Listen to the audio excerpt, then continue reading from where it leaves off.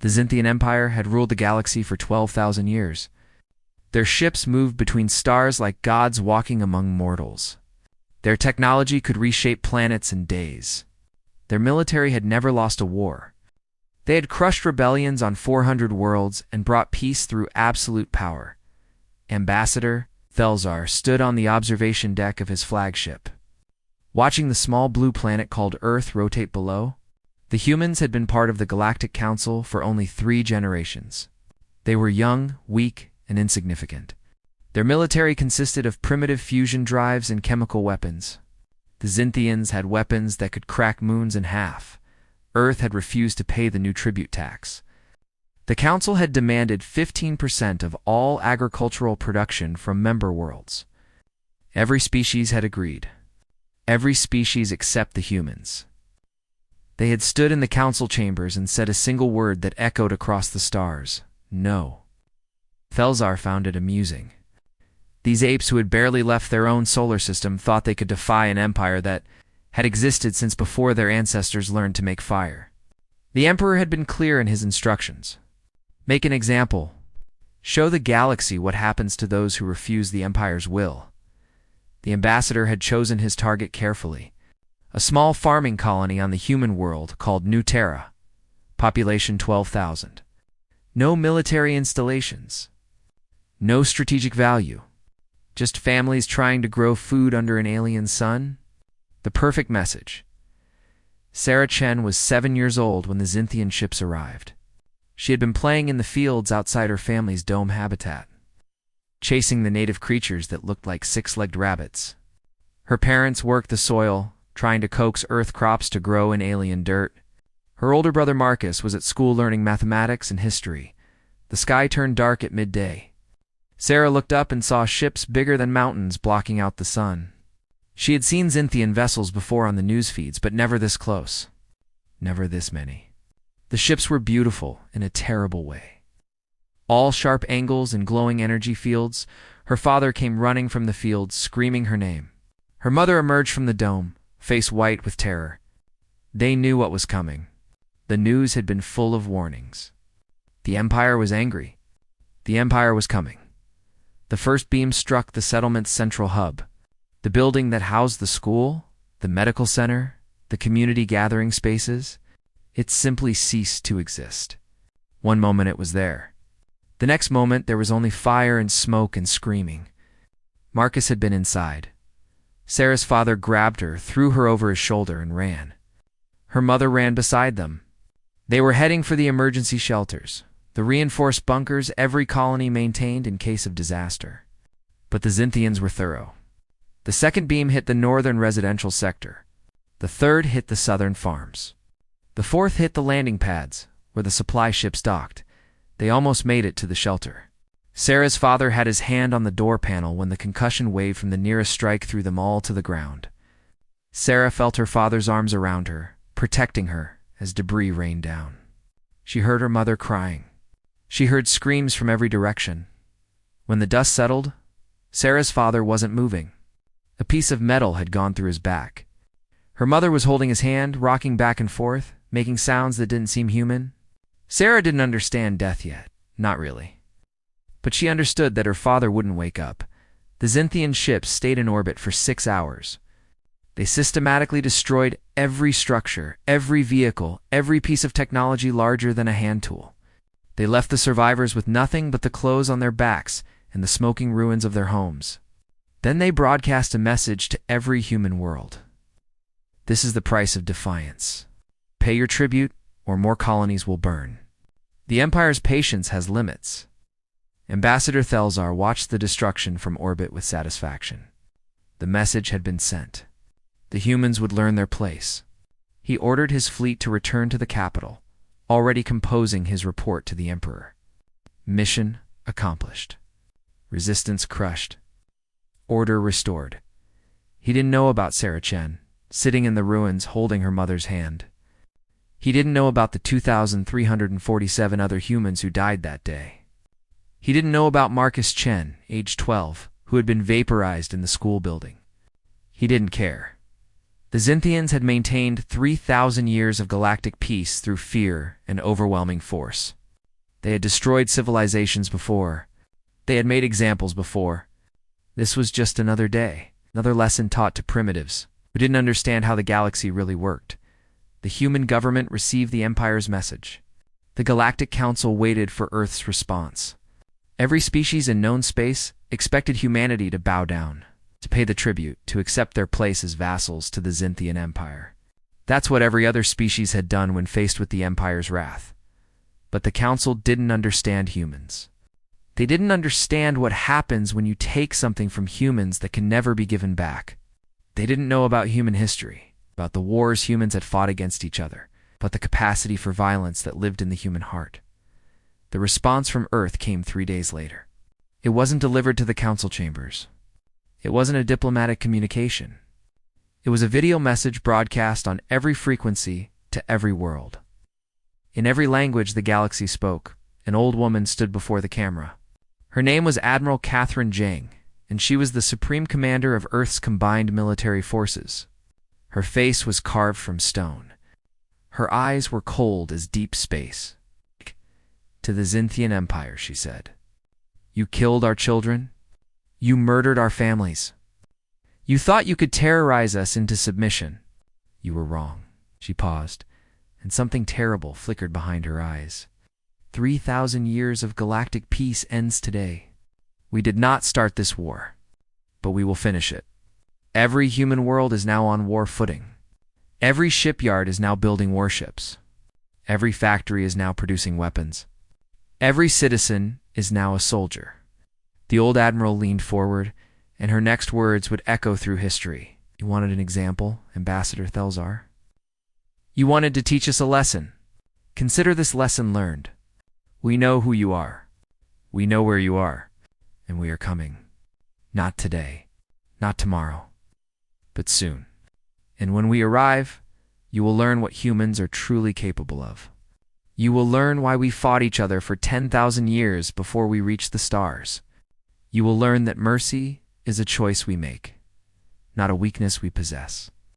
She stepped back, and behind her, the camera showed the orbital shipyards of Earth, Mars, and the moons of Jupiter. Thousands of construction berths, millions of workers, all building the same thing, warships. "The peace is over," Admiral Zhang said. "And God help you all." The Galactic Council met in emergency session within hours of Admiral Zhang's declaration. The chamber was ancient, carved from a single crystal moon orbiting the capital world of Centris Prime. Representatives from 600 species gathered in the circular hall, their translation devices buzzing with nervous chatter. Council Speaker, Vornell, a being that resembled a floating mass of tentacles and bioluminescent organs, called for order. His species, the Meldari, had been mediating galactic disputes for 8,000 years. He had seen wars before. He had seen empires rise and fall, but he had never seen anything quite like this. "The human delegation has the floor," Vornell announced, his voice carrying through the translation, matrix to every being present. The human ambassador was a woman named Dr. Rebecca Torres. She was small by human standards, barely 5 feet tall, with gray hair and glasses that magnified her dark eyes. She had been a professor of xenobiology before becoming Earth's voice to the stars. The Xinthian delegation had always dismissed her as insignificant. Torres stood at the podium and looked directly at Ambassador Thelzar. The Xinthian was massive, 8 feet of scaled muscle and arrogance, lounging in his delegation seats as if he owned the chamber. He wasn't even looking at her. He was reviewing something on his personal data display, completely unconcerned. Ambassador Thelzar Torres said quietly, "Look at me." Something in her voice made every being in the chamber go silent. The Xinthian glanced up, annoyed at being addressed by such an inferior creature. "I want you to remember this moment," Torres continued. "I want you to remember that we gave you a chance. Right here. Right now. We are offering you one opportunity to avoid what's coming." Thelzar laughed. It was a sound like rocks grinding together. Several other Xinthian delegates joined him. "Threats from primitives," he said. Your entire military couldn't scratch the paint on one of our battleships. Your fusion drives are toys. Your weapons are fireworks. What exactly do you think you can do to the Empire? Torres didn't smile. She didn't show any emotion at all. She simply pressed a button on her podium, and the chamber's holographic display activated. It showed a star map of the galaxy, with every Xinthian world marked in red. There were thousands of them. Withdraw from human space, Torres said. Pay reparations for the lives you took. Submit Ambassador Thelzar and the crew of his flagship for trial. Do these things, and we will end this before it begins. The chamber erupted in noise. Half the delegates were shocked at the audacity. The other half were laughing at the absurdity. The Xinthians were roaring with amusement. One of Thelzar's subordinates actually fell out of his seat. He was laughing so hard. Or what? Thelzar asked, wiping tears from his eyes. You'll declare war on us? Please do. I could use the entertainment. Torres looked at him for a long moment. Then she said, You killed a child named Sarah Chin's father. You killed her brother. You took everything from her. She's 7 years old, and you made her an orphan because you wanted to send a message. So, Thelzar shrugged. One human child. The Empire has eliminated billions over the centuries. What makes this one special? Nothing, Torres said. That's the point. She's not special. She's just one little girl. But there are 40 billion humans spread across 200 worlds now. And every single one of them just heard what you said. She turned to address the entire council. My people have a saying. Those who do not learn from history are doomed to repeat it. The Xinthians have forgotten something important about young species. We remember. We remember every slight, every injury, every wrong, because we haven't had time to forget yet. Torres pulled up another hologram. This one showed Earth's history. Wars. Millions of them. Spanning 10,000 years. Chemical weapons. Nuclear weapons. Biological plagues. Cities burned. Continents devastated. Billions dead in conflicts over resources, ideology, religion, pride. We nearly destroyed ourselves a dozen times, Torres said. We fought each other with every weapon we could conceive. We turned war into a science. We built weapons designed to end worlds. And then 50 years ago we stopped. We came together. We reached for the stars. We found you and we thought we had left all that behind. The hologram shifted to show human shipyards. But something was wrong. The council delegates leaned forward, studying the images more carefully. Those weren't civilian vessels being constructed. Those weren't exploration ships. We didn't leave it behind, Torres said. We just put it away. Every human knows how to fight. It's in our genes. In our culture, in our history, we've been practicing for 10,000 years. And you've just reminded us why we learned. Ambassador Thelzar stood up, his patience exhausted. Enough of this posturing. The Council recognizes the Xinthian Empire's right to enforce compliance with Council directives. The humans refused to pay their tribute. We disciplined them. This discussion is over.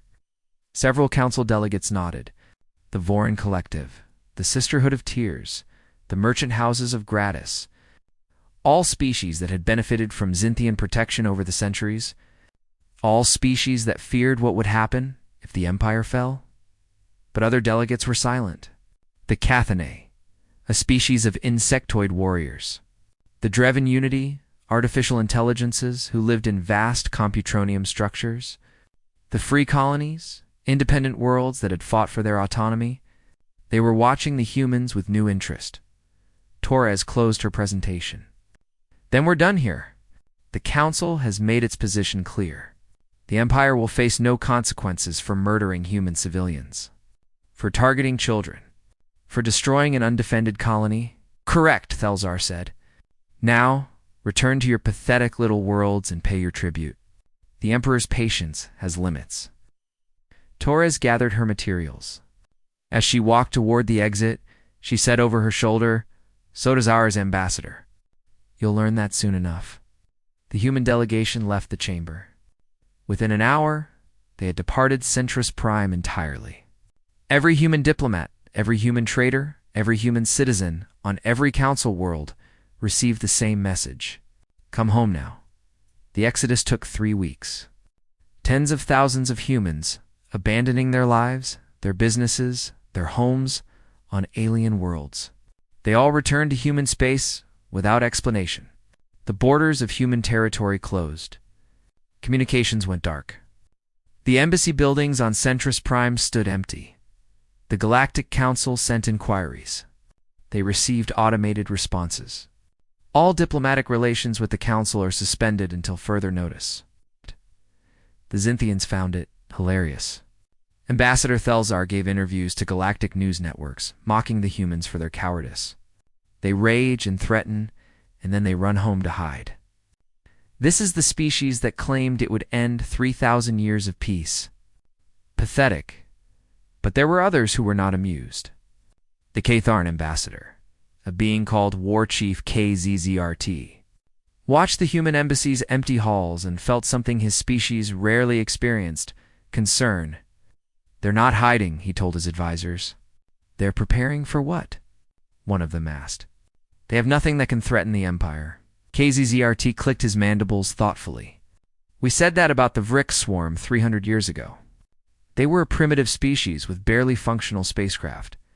Then they adapted. They evolved. They built ships that could reproduce themselves from raw asteroids. By the time we realized what was happening, there were millions of them. The humans are not the Vrix. No, KZZ agreed. They're worse. The Vrix were acting on instinct. The humans are acting on rage. And rage, combined with intelligence, is the most dangerous force in the universe. 6 months passed. The galaxy waited for the humans to do something. But human space remained silent. No ships left their territory. No messages were sent. It was as if humanity had simply decided to pretend the rest of the galaxy didn't exist. The Xinthian Empire continued its business. New tribute shipments arrived on schedule from compliant worlds. Trade routes functioned normally. The military conducted exercises showing off their power to anyone who might be considering defiance. Ambassador Thelzar was promoted and given command of an entire sector then. On the first anniversary of the New Terra massacre, something changed. Every communication system in the galaxy received the same transmission simultaneously. It overrode security protocols. It bypassed encryption. It forced itself onto every screen, every hologram, every display on every world. Admiral Zhang's face appeared. She looked older than before. Harder. She was wearing a military uniform now, black with silver stars. To the people of the galaxy, she said, 1 year ago, the Xinthian Empire murdered 2,347 human civilians, men, women, children. They did this to teach us a lesson, to make us afraid. To force us to submit, she paused. We learned our lesson, but not the one they intended. Behind her, the camera pulled back to show what she was standing on. It was the bridge of a ship, but not any ship the galaxy had ever seen before. The ship behind Admiral Zhang was enormous. It dwarfed anything the Xinthian Empire had ever constructed. But size wasn't what made it terrifying. It was the design. Every line, every angle, every visible system spoke of one purpose: war. Nothing else. No cargo bays. No civilian quarters. No diplomatic facilities. Just weapons and engines and armor. We spent 1 year building, Zhang said. Every human world. Every orbital station. Every asteroid mining facility. All working toward a single goal. This is the UHSV Reckoning. United Humanities Strike Vessel. The first of 300. The camera shifted to show the space around the massive warship. Hundreds of smaller vessels surrounded it. Destroyers, frigates, assault carriers. They moved in perfect formation, a school of mechanical sharks waiting to hunt. We learned something from you, Xinthian Empire, Zhang continued. We learned that peace in this galaxy is built on fear. You maintain order by being willing to destroy anyone who challenges you. It's not justice. It's not cooperation. It's terror dressed up in diplomatic language.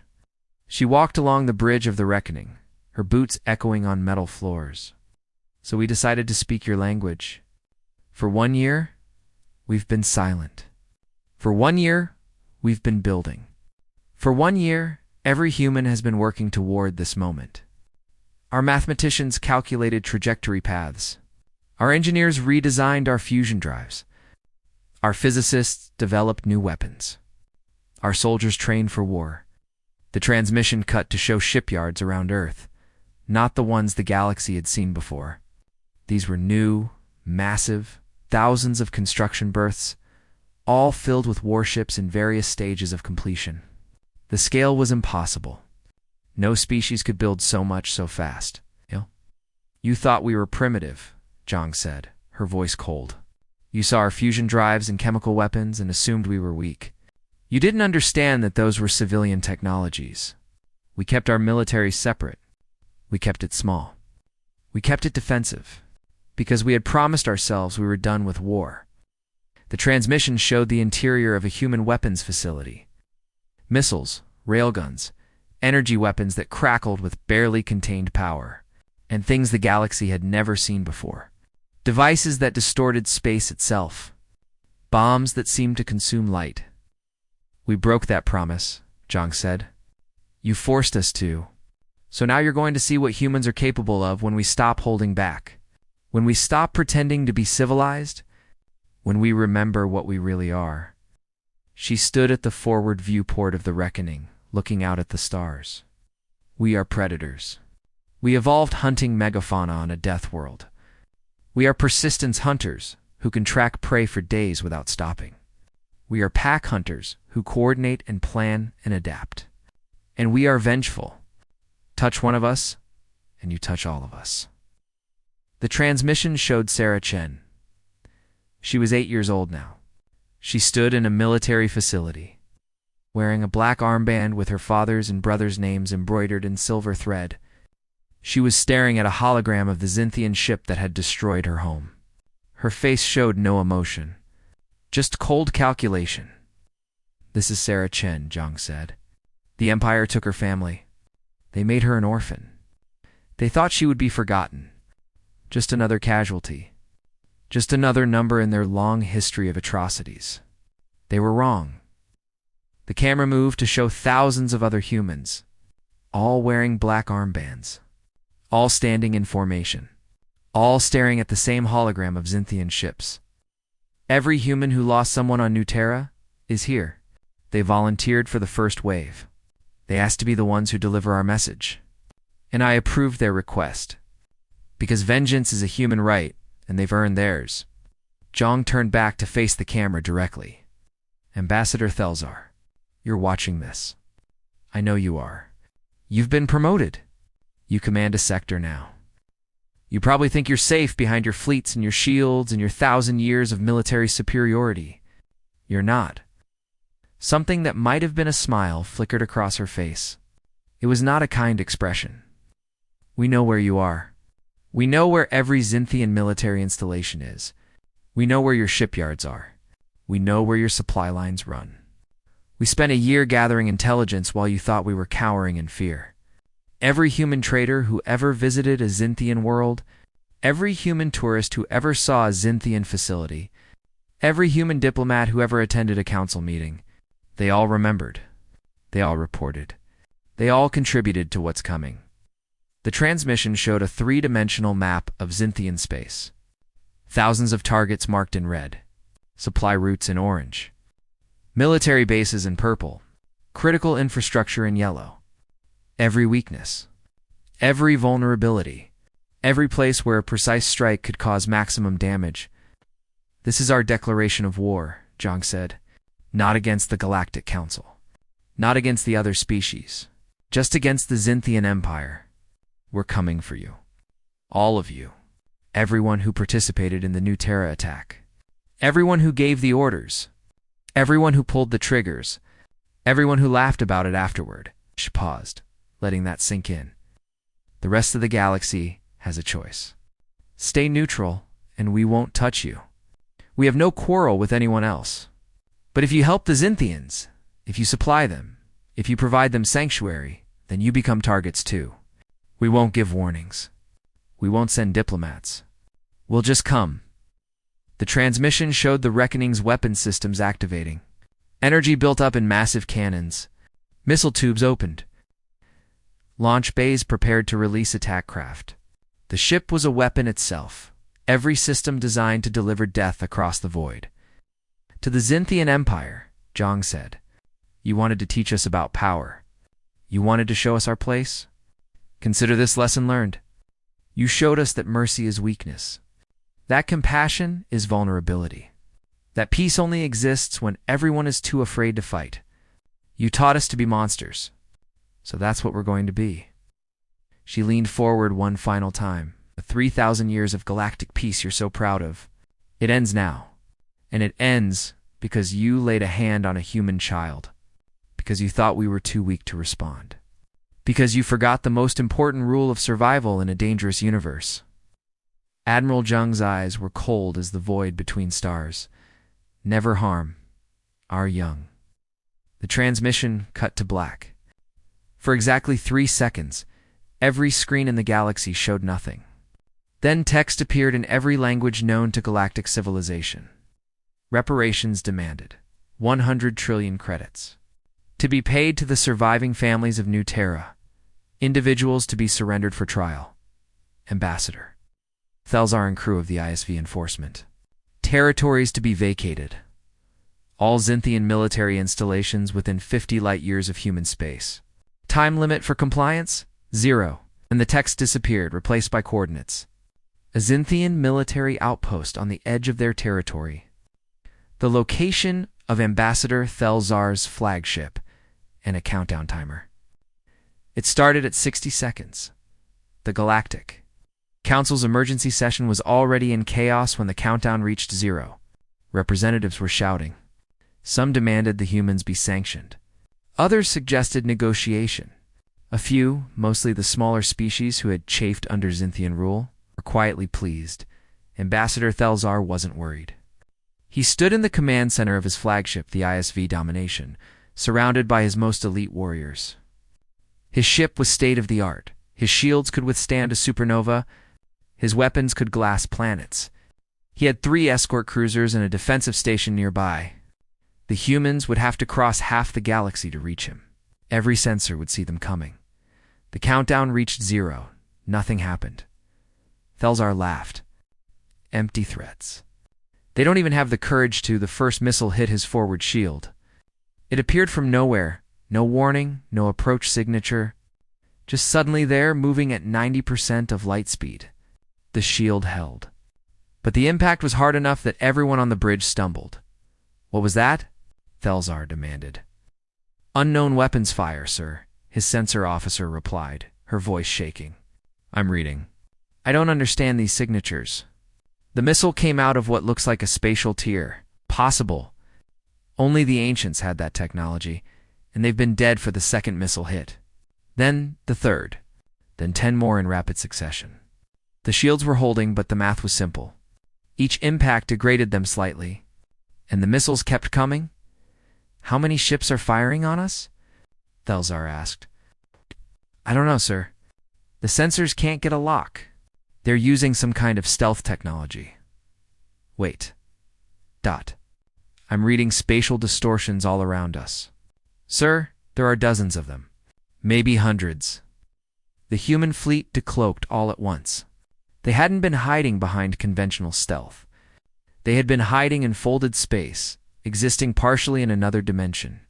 And now they were here, surrounding the Xinthian flagship and its escorts. Like sharks around wounded prey, the human ships were smaller then.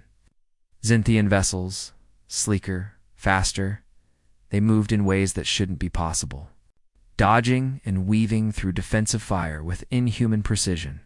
Because the ships weren't being piloted by humans, the reaction times were too fast.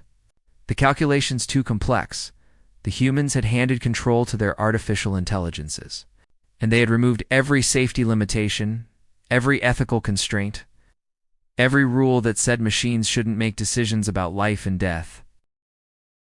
The human A's were efficient, ruthlessly so.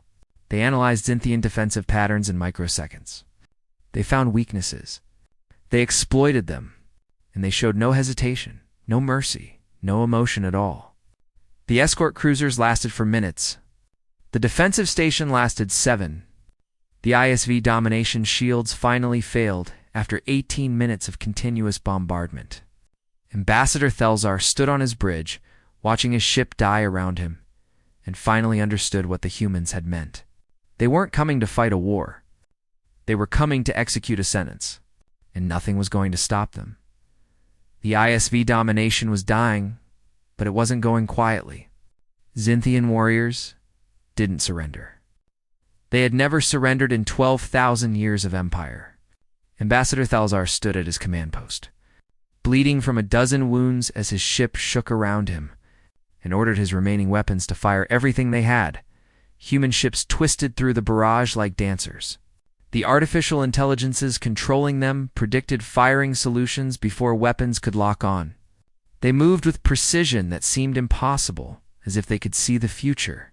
In a way they could. They were running millions of combat simulations every second, choosing the path with the highest survival probability. A human destroyer took a direct hit. Its shields flared, failed, and the ship's hull cracked open. Atmosphere vented. Systems exploded. But even as it died, the ship's AI redirected all power to weapons and fired one last salvo before going dark. The missiles tracked true and punched through the domination's weakened shields. Hitting the engineering section, the Xinthian flagship shuddered. Power failed across multiple decks. Life support flickered. And still the human ships came, wave after wave, coordinating their attacks with mechanical efficiency. All hands. Thelzar announced over the ship-wide communication system. Prepare to repel borders. If we're going to die today, we die like warriors of the Empire. We take as many of them with us as we can. Oh. But the boarding craft never came. The humans didn't want prisoners. They weren't interested in occupation. They wanted something much simpler. The last of the domination shields failed completely. The ship hung in space, weapons depleted, engines offline, crew preparing for their final stand. The human fleet surrounded it, weapons charged and ready. And then they stopped firing. Thelzar waited for the killing blow. It didn't come. Instead, a communication request appeared on his ruined bridge displays. He accepted it, expecting threats or demands. What he got was something much worse. A human face appeared on the screen. It was Sarah Chen, now 8 years old, standing on the bridge of one of the human warships. She wore a child-sized military uniform. The black armband on her arm had names embroidered on it. Her father, her brother, 2,345 others. Ambassador Thelzar, she said. Her voice was calm. Too calm for a child. Do you remember me? Thelzar stared at her. He had never seen this human before. She was just another face among billions of inferior creatures. He asked. No, Sarah said. That's the problem. You killed my father.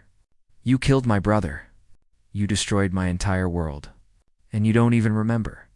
I was just another number to you. Another casualty. Another lesson taught. She took a step closer to the camera. I remember you, though. I've studied everything about you. I know where you're from. I know about your family. I know you have 3 offspring on the Xinthian homeworld.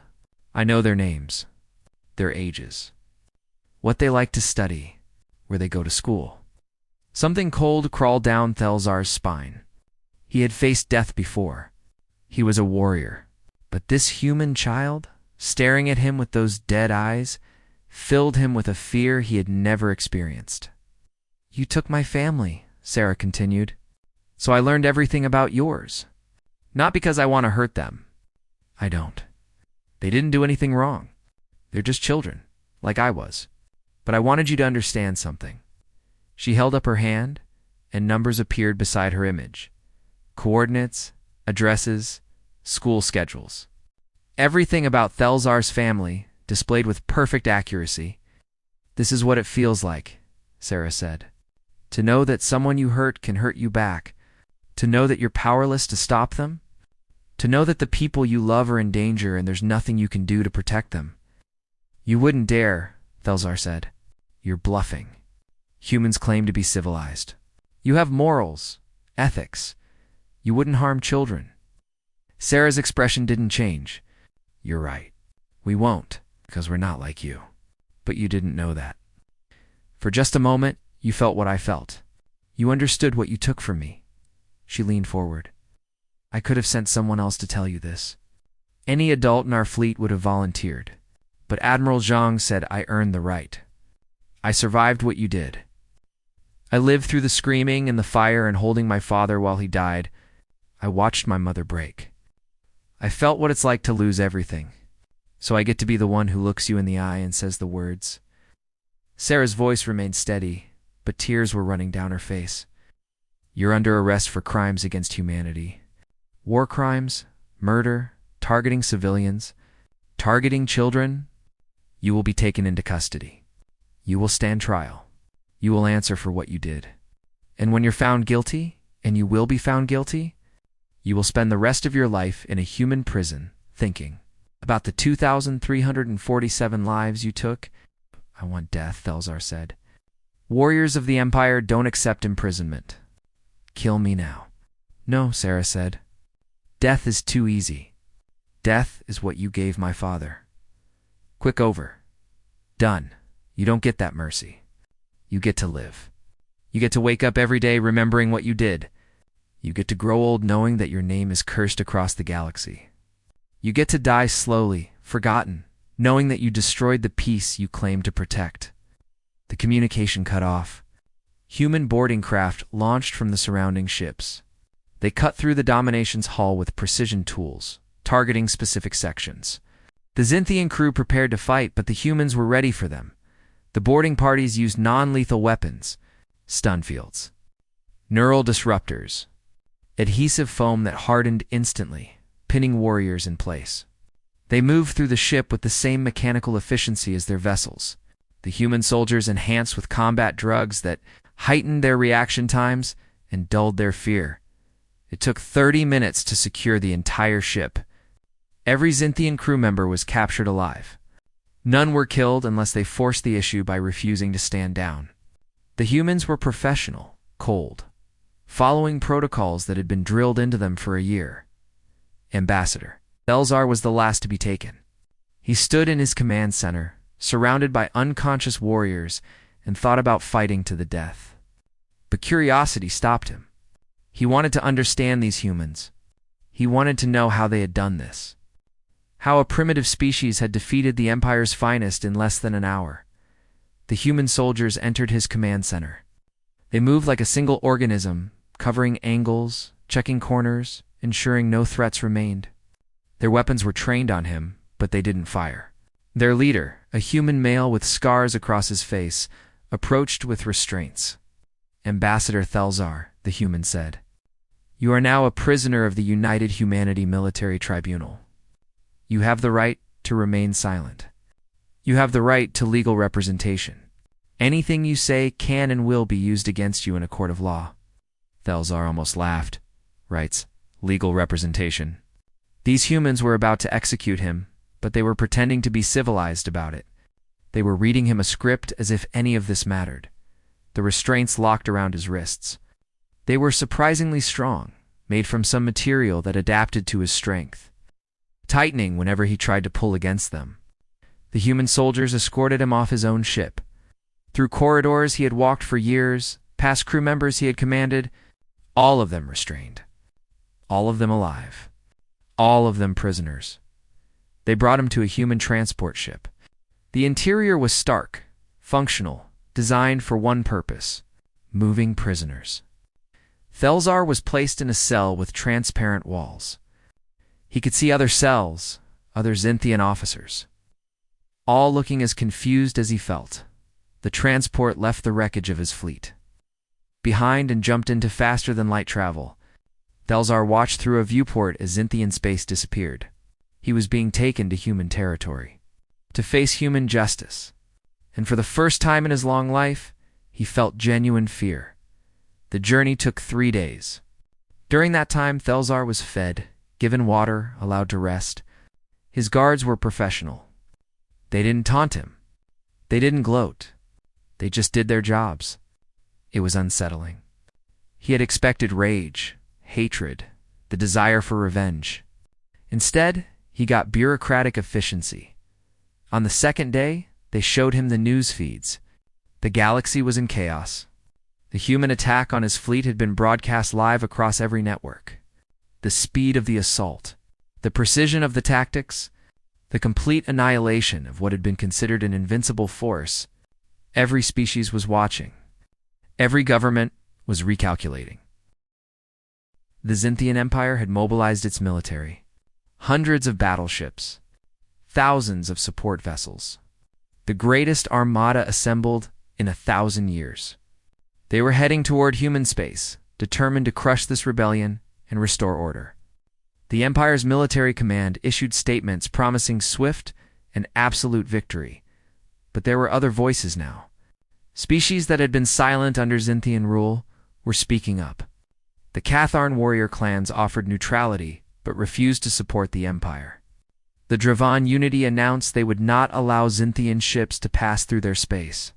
The free colonies closed their borders entirely. The Galactic Council was fracturing. 3,000 years of careful political balance was coming apart. And it had all started with one human child. The transport arrived at a human military station orbiting a moon called Titan. Thelzar was transferred again, this time to a facility on the surface. The complex was massive, clearly built recently. Hundreds of cells. Thousands of guards. All waiting for Zintian prisoners. His cell was comfortable by prison standards. He had a bed. A refresher unit. A food dispenser. The walls were solid, not transparent like the transport. He had privacy. It was almost insulting. He was a warrior of the Empire, a commander of fleets, and they were treating him like some common criminal who deserved basic dignity. On his 5th day of imprisonment, they came for him. Human soldiers in formal uniforms. They escorted him through pristine corridors to a room with a single table and 2 chairs. One of the chairs was sized for Zintians. They had thought of everything. THL single quotes XAR sat and waited. After a few minutes, the door opened again. An older human entered. She wore civilian clothes, a simple suit that marked her as someone important. She carried a datapad and a cup of something that steamed. Ambassador Thelzar, she said, sitting across from him. My name is Dr. Margaret Rivera. I've been assigned as your legal counsel. I don't want a lawyer, he said. I don't recognize your authority to try me. That's your right, Rivera said calmly. But the trial is happening whether you participate or not. I'm here to make sure it's fair, that your voice is heard, that you have every opportunity to defend yourself. Why? Thelzar asked. Why do you care about fairness? I killed your people. Your children? You should want me dead. Rivera took a sip of her drink. Coffee, Thelzar realized. He had seen humans consume it before. It was a stimulant, something they used to stay alert. 'Cause that's what separates us from you, Rivera said. You kill to maintain power, to enforce compliance, to teach lessons. We kill to protect our own. And when the killing is done, we hold ourselves accountable. We have rules, laws. We follow them even when it's hard, especially when it's hard. She opened her datapad and pulled up files. Your trial begins in 1 week. The charges are extensive. 2,347 counts of murder. War crimes under the Galactic Convention, crimes against sentient life, targeting civilian populations. The prosecution has evidence. Sensor logs, communications records, testimony from survivors. In your own statement to the Galactic Council where you admitted responsibility, Thelzar remembered that moment. Standing in the council chambers, telling the human ambassador that one human child meant nothing, that the Empire had eliminated billions over the centuries. He had said it with pride. Now those words were going to be used to convict him. What happens if I'm found guilty? He asked. Life imprisonment, Rivera said. In a human facility, Under human supervision, you'll have access to education, recreation, communication with your family. You'll be treated humanely. But you'll never leave. And if I'm found innocent? Rivera smiled sadly. You won't be. The evidence is overwhelming. But the trial has to happen anyway. Because we need the galaxy to see that we follow our own rules. That we're not becoming the monsters we're fighting against. She stood up to leave, then paused. The Empire's coming, you know. Your people are gathering the largest fleet in history. They're going to attack us. They think they can win. Do you? Thelzar considered the question. He thought about his flagship, one of the most powerful vessels in the galaxy, destroyed in less than an hour. He thought about the human ships moving like nothing he had ever seen. He thought about the cold efficiency in Sarah Chen's eyes. No, he said quietly. They're going to lose. And they don't even know it yet. The Xinthian Armada was a sight that should have inspired terror across the galaxy. 600 battleships, 2,000 cruisers, 10,000 support vessels, millions of warriors ready to die for the Empire. They gathered at the edge of human space, a wall of metal and firepower that blotted out the stars. Grand Admiral Korthvin commanded the fleet from his flagship, the ISV Eternal Dominion. He was ancient by Xinthian standards, over 300 years old. And he had fought in every major war the Empire had waged for the last 2 centuries. He had crushed rebellions. He had destroyed pirate fleets. He had brought entire species to their knees. He was considered the greatest military mind the Empire had ever produced. He stood on his bridge, studying tactical displays, and felt something he rarely experienced. Doubt the reports from Ambassador Thelzar's fleet had been disturbing. Human ships appearing from nowhere. Weapons that moved faster than sensors could track.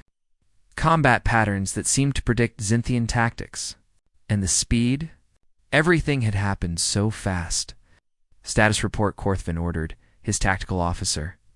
A young warrior named Sethrel manipulated holographic displays. All ships report ready, Grand Admiral. We have established a perimeter. Scouts have identified the human border defenses, 300 platforms, multiple minefields, patrol fleets numbering approximately 2,000 vessels. Korthvin studied the defensive line. It looked formidable for a human force, but compared to what he commanded, it was nothing. His fleet could break through those defenses in hours, days at most. Send forward elements, he ordered. Test their response. Let's see what these primitives have learned. The forward battle group moved toward human space. 5 battleships, 20 cruisers, 100 support craft. More than enough to engage the patrol fleets, engage human capabilities. The ships crossed into human territory, weapons armed, shields at maximum. Nothing happened. The human platforms didn't fire. The patrol fleets didn't intercept. The minefields didn't activate. The battle group advanced deeper into human space, and still there was no response. Where are they? Sethrel asked, his voice uncertain. Korthvin was wondering the same thing. This wasn't normal. Every defensive doctrine said you engaged invaders at the border. You made them pay for every light year. You slowed them down, wore them down, made the advance as costly as possible. But the humans were just letting them come. Push forward, Korthvin ordered. Full speed. If they want to hide, we'll find them. Forward battle group accelerated. They passed the defensive platforms. They crossed through the minefields. They moved into the outer system of the closest human colony, and still nothing happened. Then the traps activated. The platforms weren't inactive. They had been waiting, silent, cold, conserving power, hiding their signatures. And when the Xinthian ships were past them, committed to their course, unable to turn back quickly. The platforms came online all at once. They weren't weapons platforms. They were gravity wells. Massive gravitational generators that suddenly created artificial masses in space. The effect was immediate. The Xinthian ships lurched. Their FTL drives shut down automatically to avoid catastrophic failures. Their formation broke apart as each vessel struggled with unexpected gravitational forces. And that's when the human fleet appeared. They didn't come from the planets. They didn't come from obvious staging areas. They came from the asteroid belt, from behind small moons, from positions they had occupied silently for weeks. Hundreds of human warships, all decloaked simultaneously, all with perfect firing solutions already calculated. The forward battle group tried to respond. They were warriors. They were trained for this. But the humans had learned something important from their own history. From their ancient wars, from the battles they had fought before reaching the stars. War isn't fair. War isn't honorable. War is about killing the enemy before they can kill you. And humans had been perfecting the art of warfare for 10,000 years. The human attack was coordinated. Within human precision, every ship targeted a specific Xinthian vessel. Every weapon fired at the exact same microsecond. Every attack struck before the Xinthians could even raise their shields properly. 20 cruisers died in the first 10 seconds. Their reactors overloaded. Their hulls cracked open. Their crews never had time to understand what was happening. The 5 battleships lasted longer, their heavier armor and shields buying them precious minutes. But minutes weren't enough. The human ships moved in patterns that seemed impossible. They coordinated through quantum-entangled communication systems that couldn't be jammed or intercepted. They adapted to Xinthian tactics in real time. And they fought with the cold efficiency of machines that felt no fear, no doubt, no hesitation. Grand Admiral Korthvin watched his forward elements die and finally understood. The humans hadn't been hiding. They had been waiting. This entire border region was a trap, a killing field. The defensive platforms, the minefields, the patrol fleets. All of it was designed to funnel attackers into specific zones where the humans had overwhelming advantage. Withdraw the forward elements, he ordered. All ships pull back to the border. But only 15 vessels made it out. The rest were destroyed or disabled, left drifting in space, and the humans didn't pursue. They just returned to their hiding spots, waiting for the next group to make the same mistake. Sethral's hands were shaking as he updated the casualty reports. Grand Admiral, we lost over 80% of the forward battle group. We barely scratched their forces. How is this possible? Korthvin didn't answer.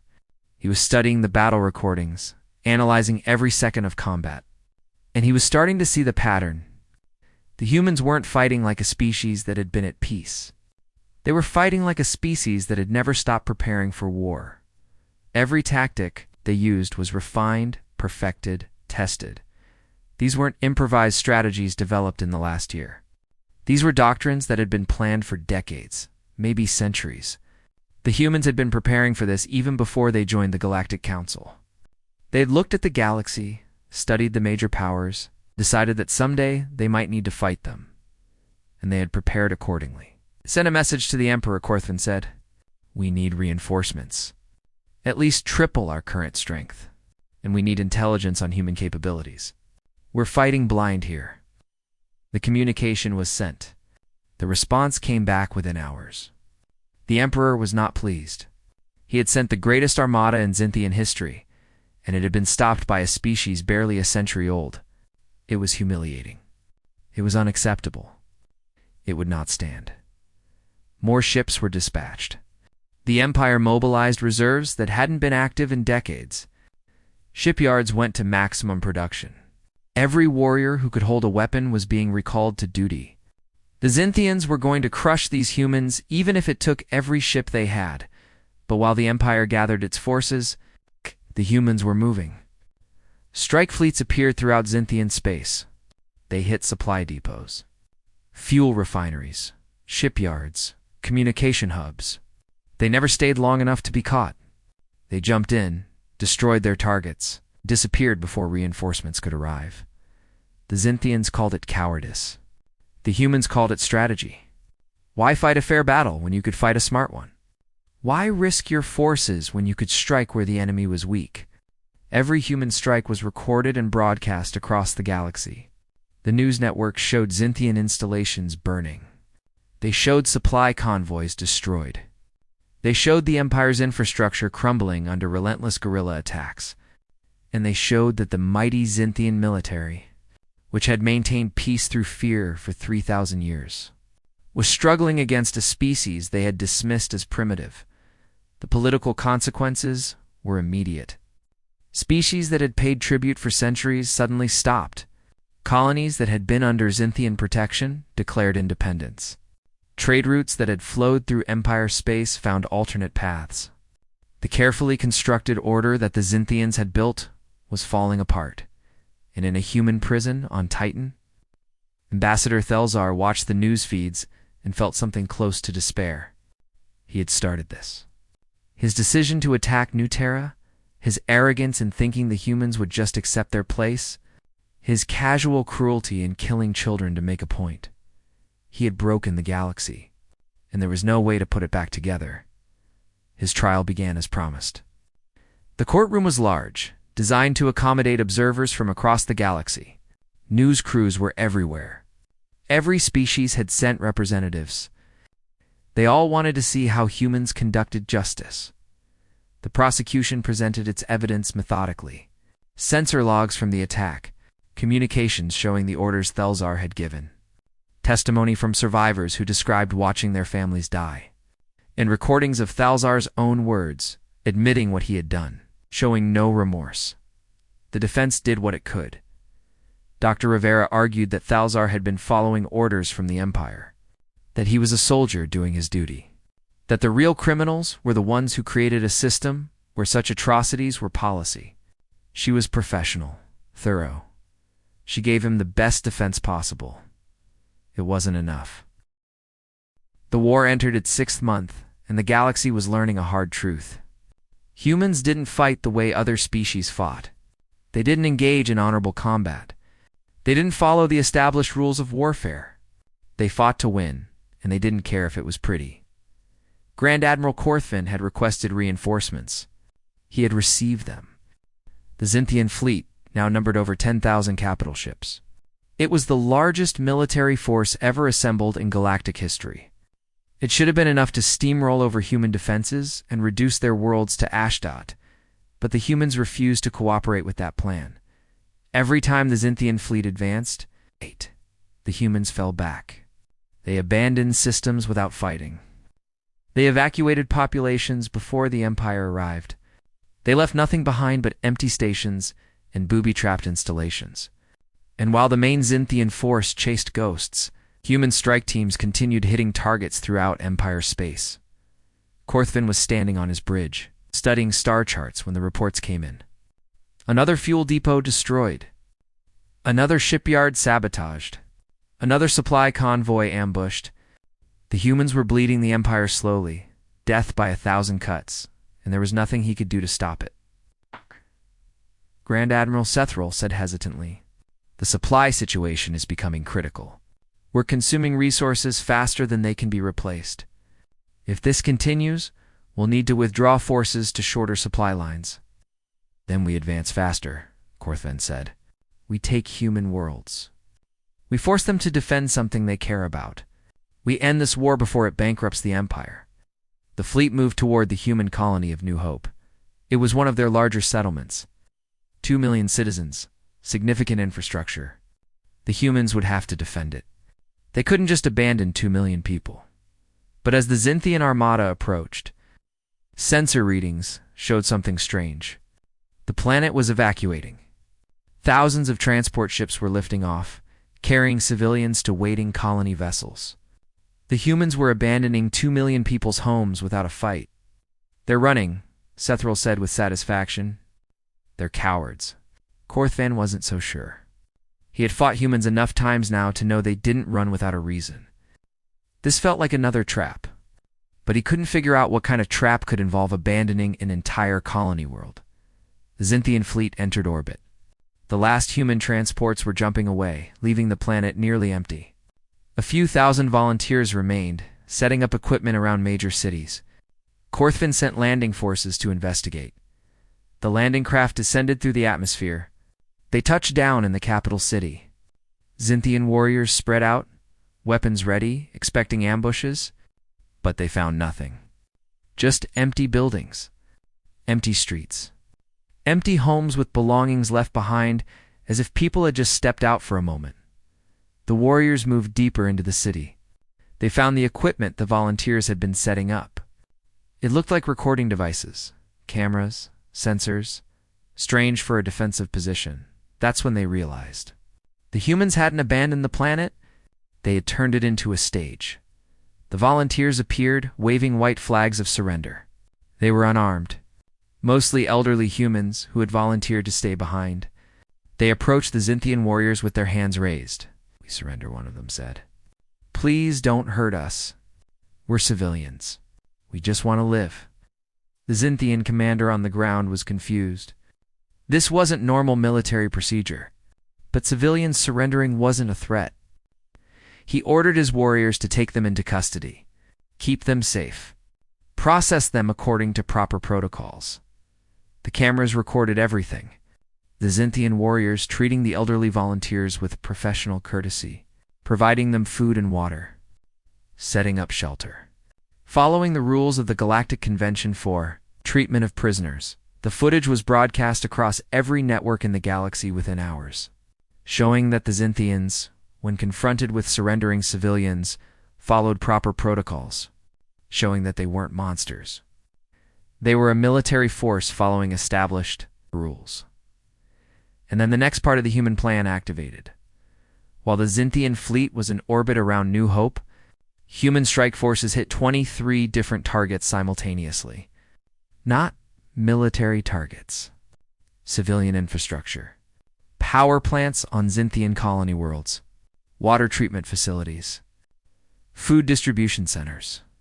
Nothing that would kill anyone directly, but everything that would make life difficult for Xinthian civilians. The message was clear. You can take our empty colonies. You can occupy our abandoned cities. But while you're doing that, we're making your civilians suffer. We're bringing the war to your people. We're showing them what it costs to maintain the empire. The Xinthian military had a choice.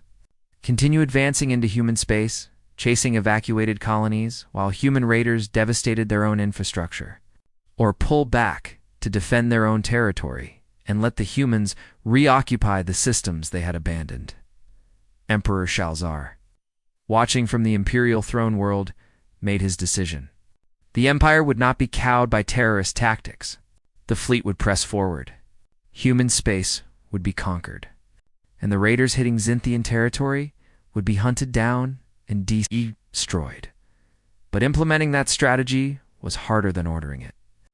The Xinthian military was already stretched thin. Defending hundreds of worlds while maintaining a massive offensive fleet required resources they didn't have. Supply lines were overstretched. Ships needed maintenance they couldn't receive. Warriors were exhausted from months of continuous combat, and the humans just kept adapting. They developed new weapons. Missiles that could jump through short-range wormholes appearing inside enemy shields. Energy weapons that could overload Xinthian power systems. Cyber warfare tools that infiltrated ship networks and caused malfunctions at critical moments. Every week brought a new nightmare that Xinthian defenses had to counter. The war became a test of endurance. The Xinthians had superior numbers. The humans had superior tactics. The Xinthians had ancient military traditions. The humans had 10,000 years of practice at killing each other. The Xinthians fought for the glory of the Empire. The humans fought for the memory of their dead children. On month 8, the Catharn warrior clans declared war on the Xinthian Empire. They cited violations of the Galactic Convention. They pointed to the New Terra massacre as justification. But everyone knew the real reason. They saw the Empire weakening and decided to settle old grudges. On month 9, the free colonies officially allied with humanity. They provided bases for human ships. They shared intelligence. They opened their borders for human strike teams to transit through. The anti-Xinthian coalition was growing. On month 10, the Dreven Unity announced they would begin actively defending human colonies. Their vast computational networks calculated that a galaxy under Xinthian rule was less stable than a galaxy with multiple competing powers. They chose stability over loyalty to old alliances. The war that the Xinthian Empire thought would last weeks had become a grinding conflict with no end in sight. The Empire was fighting on multiple fronts against multiple enemies. Their economy was struggling. Their population was questioning why they were sacrificing so much to maintain control over ungrateful colonies, and throughout it all, the humans broadcast one message repeatedly. We didn't want this war. We wanted peace. We wanted to join the galactic community. We wanted to contribute and grow and learn. You chose violence. You chose to make an example.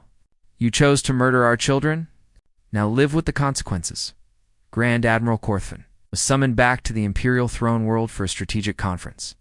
He traveled through Xinthian space and saw the damage. Destroyed infrastructure. Refugee camps. Orbital stations running on emergency power. The Empire was slowly collapsing under the weight of the war effort.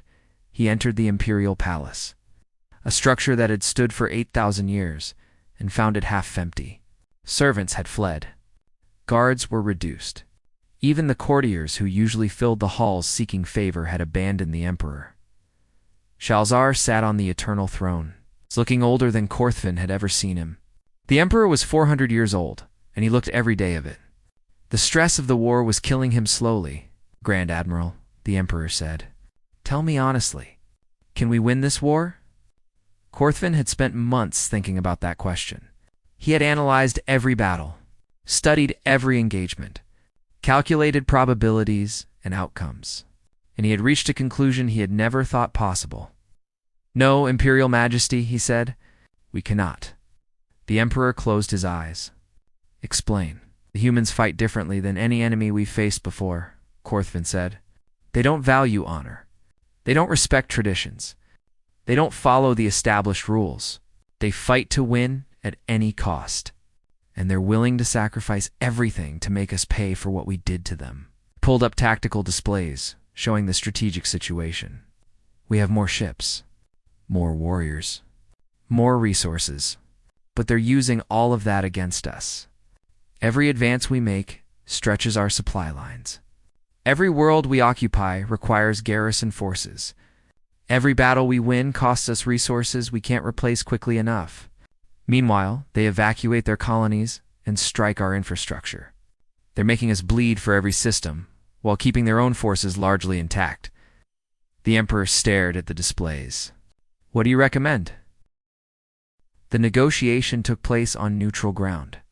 A space station maintained by the Meldari, the species that had mediated galactic disputes for millennia.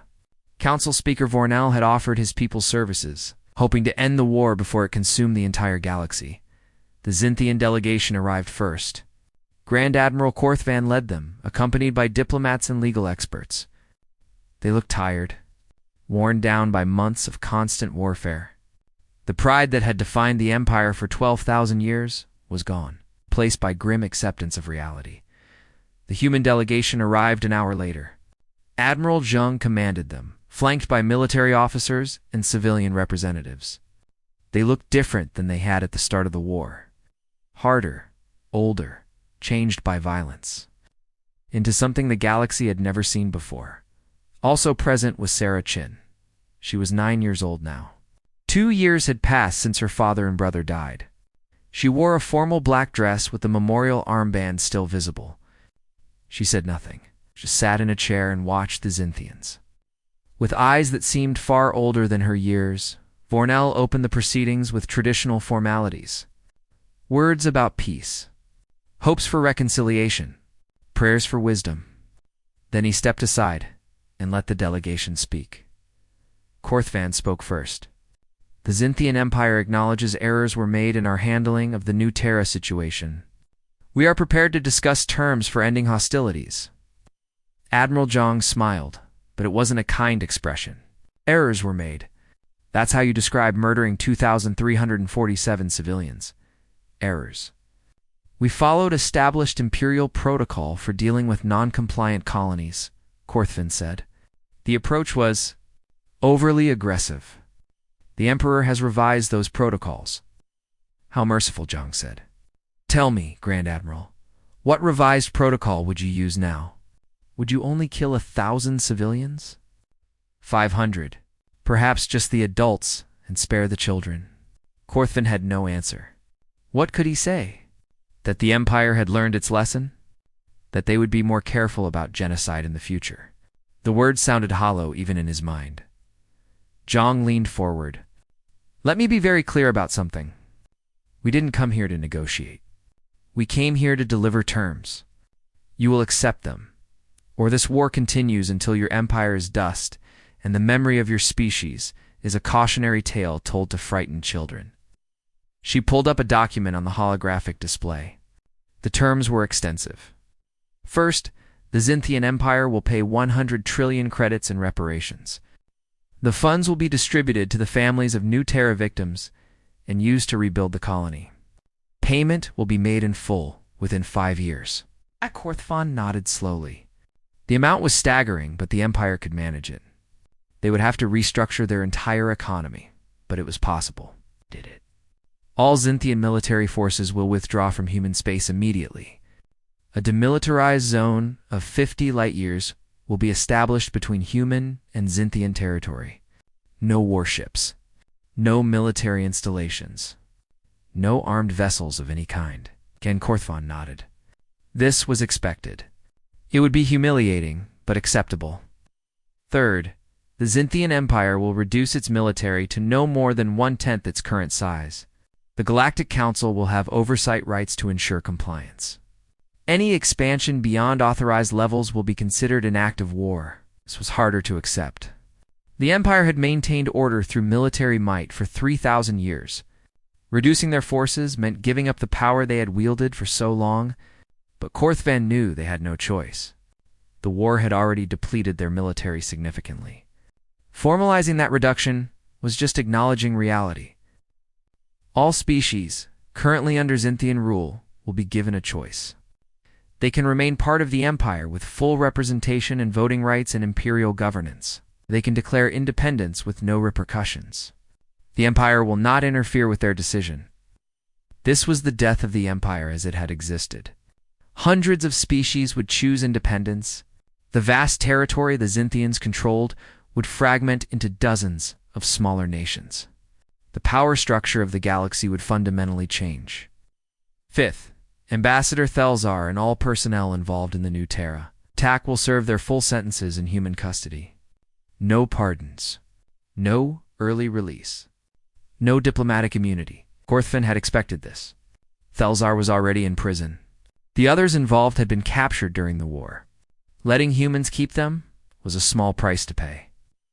And finally, Zhang said, her voice dropping to something cold and terrible, the Xinthian Empire will formally apologize. Not a diplomatic statement. Not carefully worded political language. A real apology. The Emperor himself will appear before the Galactic Council and admit that the Empire committed atrocities. That you murdered innocent civilians. That you targeted children. And that you were wrong. The silence in the room was absolute. This was the hardest term. The one that cut deepest. Admitting weakness. Showing vulnerability. Destroying the myth of Xinthian superiority that had sustained the Empire for millennia. If the Emperor does this, Korthvan asked carefully, the war ends. Immediately? Yes, Zhang said. We stop all military operations.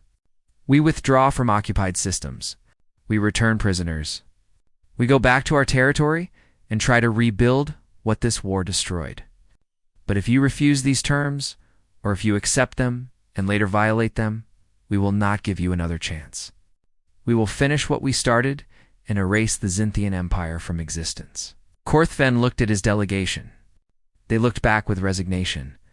They all knew there was only one choice. The Empire could die in glory, fighting to the last warrior. Or it could survive in humiliation, a shadow of what it once was. I will present these terms to the Emperor, Korthvan said, but I believe he will accept. The alternative is the destruction of everything we've built. And despite what you may think of us, we do care about our people's survival. Zhang nodded. You have 72 hours. After that, the war continues. The Xinthian delegation departed. Sarah Chen remained seated, watching them leave. When they were gone, she finally spoke for the first time during the negotiations. Will they keep their word? She asked Admiral Zhang. Zhang looked at the child who had become the symbol of human resistance. The little girl who had lost everything and somehow found the strength to sit through negotiations with the people who killed her family. I don't know, Zhang admitted. But if they don't, we'll make sure they regret it. The 72 hours passed slowly. The galaxy held its breath, watching news feeds, waiting for the decision that would shape the future. Some species hoped for continued war, seeing opportunity in chaos. Others prayed for peace, exhausted by the conflict that had disrupted trade and destabilized politics across hundreds of worlds. On the Imperial Throne world, Emperor Shalzer sat alone in his private chambers. Not the grand throne room where he held court. Not the strategic command center where he directed the war. Just a simple room where an old warrior could think without. The weight of empire pressing down on him, he had ruled for 160 years. He had expanded the empire's territory. He had maintained the longest period of galactic peace in recorded history. He had believed he was building something that would last forever. A perfect order. A stable galaxy. A civilization that would endure until the stars grew cold. And it had all collapsed because one of his ambassadors decided to kill some human children to make a point. The irony wasn't lost on him. The Empire had committed countless atrocities over 12,000 years. They had destroyed rebellions. They had crushed dissent. They had eliminated entire civilizations that refused to submit, and nobody had challenged them. Nobody had fought back with the ferocity the humans showed. What made the humans different? Shalzer had studied their history, their wars, their capacity for violence, and he had come to understand something that terrified him. The humans weren't fighting for territory or resources or political power. They were fighting for something much more primal. They were fighting for their children, for the memory of the innocents who had been killed, for the principle that some things were worth any sacrifice to avenge. And that kind of motivation couldn't be defeated by superior numbers or better technology. It could only be satisfied by justice. Shalzer made his decision. He recorded a message to be broadcast to the entire galaxy. Then he composed a private communication to Admiral Zhang, and finally, he issued orders to Grand Admiral Korthvin to accept the human terms. 3 days after the negotiations, the Galactic Council convened an emergency session. Every species sent representatives. Every news network broadcast live. The chamber was packed with beings from across the galaxy. All wanting to witness this historic moment, Emperor Shalzer appeared via hologram. He stood straight, wearing full imperial regalia, looking every inch the ruler of the greatest empire in galactic history. But his eyes held something new. Not pride. Not arrogance. Something that looked almost like wisdom. People of the galaxy, he began. I stand before you today to speak truth that should have been spoken long ago. The Zynthian Empire has committed grave crimes in the name of order. We have justified atrocities by calling them necessary. We have murdered innocents and named it discipline. We have maintained peace through fear rather than justice. The chamber was completely silent. Nobody moved. Nobody spoke. They just listened as the most powerful being in the galaxy admitted to 12,000 years of sins. 1 year ago, acting on my authority, Ambassador Thelzar destroyed a human colony. 2,347 civilians died. Men, women, children. They died because we believed that terror was an acceptable tool of governance. That killing the innocent would make the rest of the galaxy fear us enough to obey. Shalzer paused, and something that might have been pain crossed his features. We were wrong. We have always been wrong. The peace we claimed to maintain was built on the graves of those who dared to question our authority. The order we provided was the silence of the terrorized. And when we were finally challenged by a species brave enough to stand against us, we discovered that our foundation was hollow. Our power was an illusion. Our empire was a house built on bones and blood. He looked directly into the camera, as if speaking to every being in the galaxy personally. To the human people, I offer apology. Not as a political gesture, not as diplomatic necessity, but as genuine remorse for the suffering we inflicted. Your children died because we valued our pride more than their lives. Your families were destroyed because we believed fear was stronger than justice. Your worlds were attacked because we couldn't imagine that anyone would challenge us." Tears were streaming down the Emperor's face now, something nobody had ever seen before. The ancient warrior, the absolute ruler, the foundation of an empire spanning thousands of worlds, was weeping. "We learned we were wrong at terrible cost. The war has devastated both our peoples. Millions have died on both sides. Economies have collapsed. Futures have been stolen, all because we couldn't admit that our way of maintaining peace was fundamentally corrupt." Schalzer straightened, wiping his eyes. "The Xinthian Empire accepts all terms of the human surrender proposal. We will pay reparations. We will reduce our military. We will grant independence to any species that wishes to leave. And we will spend the rest of our existence trying to become the civilization we always claimed to be. Not rulers. Not conquerors. Not enforcers of order through violence, but simply one species among many, trying to build a better galaxy." He raised his hand in a gesture of respect that Xinthians typically reserved for equals. "To humanity, I say this. You taught us a lesson we desperately needed to learn. That true strength isn't the ability to destroy those weaker than yourself. It's the courage to stand against those stronger than you when they commit injustice. You paid a terrible price to teach us that lesson. We will honor that sacrifice by becoming worthy of the mercy you're showing us now." The transmission ended. For a long moment, nobody in the council chambers moved. Then, slowly, beings began to stand. Not just humans. Species from across the galaxy, rising to acknowledge what had just happened. The most powerful empire in history had admitted defeat, had apologized, had agreed to change. And in a human military station orbiting Titan, Sarah Chen watched the Emperor's message with her mother beside her. The two of them, the last survivors of their immediate family, holding each other as they witnessed the end of the war that had defined their lives. "Is it over?" Sarah asked. Her mother kissed the top of her head. "Yes, sweetheart, it's over." "Did we win?" Her mother thought about that question. About the cost of victory? About the lives lost? About the galaxy that would never be the same. "We survived," she said finally. "And sometimes that's the same thing." The peace treaty was signed 1 week later. The Xinthian Empire began withdrawing its forces from human space. Reparation payments started arriving. Species across the galaxy began declaring independence, fragmenting the empire into dozens of smaller nations. The balance of power that had existed for 3,000 years was dissolving. A new order was emerging.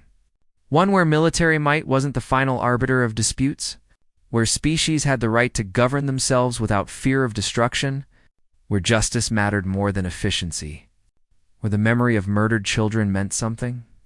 Admiral Zhang retired 6 months after the war ended. She had done what she needed to do, led her people through the darkest time in their history, brought them victory against impossible odds, ensured that the deaths on New Terra meant something. Now, she was ready to rest. She visited the rebuilt colony on New Terra one final time before stepping down. The settlement had been reconstructed better than before. Families were returning. Children were playing in the fields again. Life was continuing. At the center of the new colony, they had built a memorial.